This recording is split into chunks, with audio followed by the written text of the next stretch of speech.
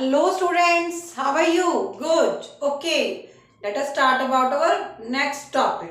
Our topic is classification of money.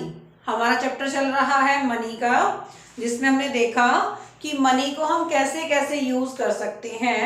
उससे हम goods खरीद सकते हैं। कोई भी चीज आपने खरीदी हो तो आप किससे खरीदते हो? मनी के थ्रू। अब वो बोलते हैं कि मनी को हम कैसे कैसे क्लासिफाई कर सकते हैं। First is full bodied money. अब ये क्या होता है कि पहले वाले टाइम में मनी की टाइप अलग अलग थी। पहले क्या चलते थे? सोने के सिक्के चलते थे, चांदी के सिक्के चलते थे, सिल्वर कॉइन चलते थे ना, गोल्ड कॉइन, सिल्वर कॉइन। तो उसकी नॉलेज आपने आज लेनी है। उसमें क्या होता था कि आप एक सिल्वर कॉइन के बदले में 1 क्विंटल गेहूं परचेज कर सकते थे। इसका मतलब उसकी वैल्यू उसके बराबर होती थी। जैसे कि जितने एक सिल्वर कॉइन की वैल्यू है उसके बराबर ही आप कोई चीज परचेज कर सकते थे।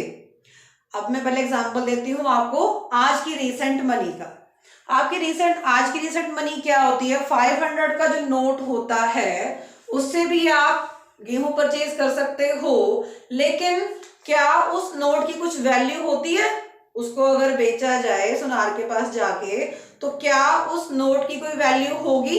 वो क्या है? कागज का टुकड़ा। ठीक है। पहले वाले टाइम में क्या होता था, जितनी उससे आप चीज खरीदते थे उतनी ही उसकी वैल्यू होती थी। ठीक है। एक जो गोल्ड का कॉइन था उससे आप एक घर खरीद सकते थे, तो इसका मतलब एक घर की वैल्यू इक्वल है गोल्ड कॉइन के।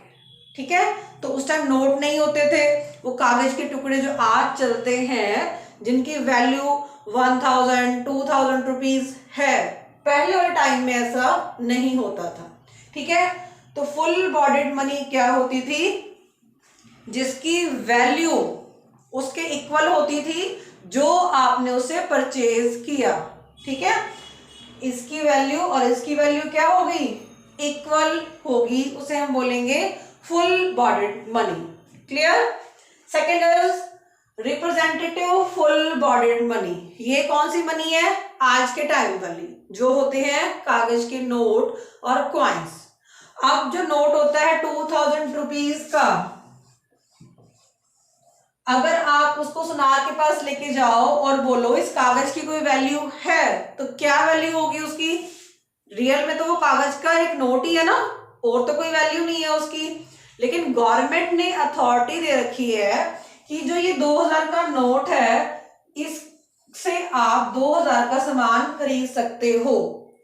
तो रिप्रेजेंटेटिव करती है वो 2000 रुपीज को, लेकिन वाकई में अगर असली में उसकी वैल्यू देखी जाए तो वो एक सिंपल कागज का टुकड़ा है, उसकी वैल्यू 2000 के इक्वल नहीं है।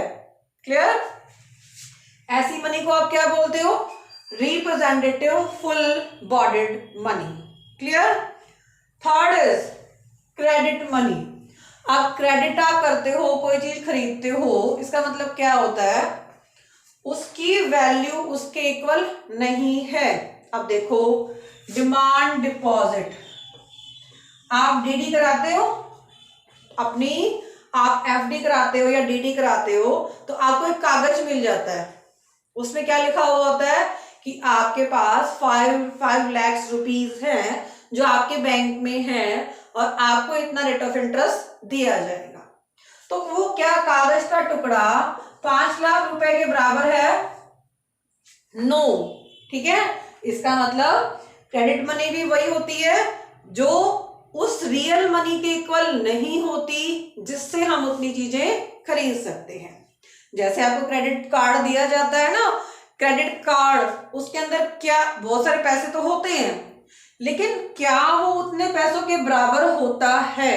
अगर उसको आप बेचने जाओ तो क्या कुछ मिलेगा आपको? नो। ठीक है।